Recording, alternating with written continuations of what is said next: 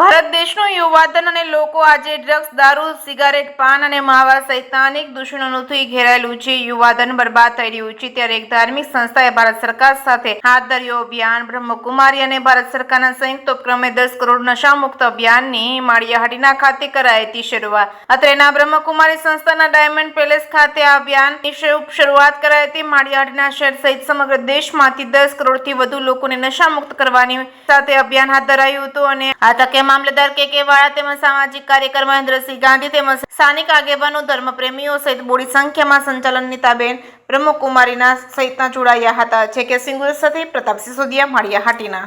ઓમ શાંતિ. બ્રહ્મકુમારી મિતાબેન આજ રોજ નશા મુક્ત 10 કરોડ નશા મુક્ત ભારત અભિયાન મહાઅભિયાન અંતર્ગત આજે માળિયાહાટીનાની અંદર એક સુંદર મજાના કાર્યક્રમનું આયોજન કરવામાં આવ્યું.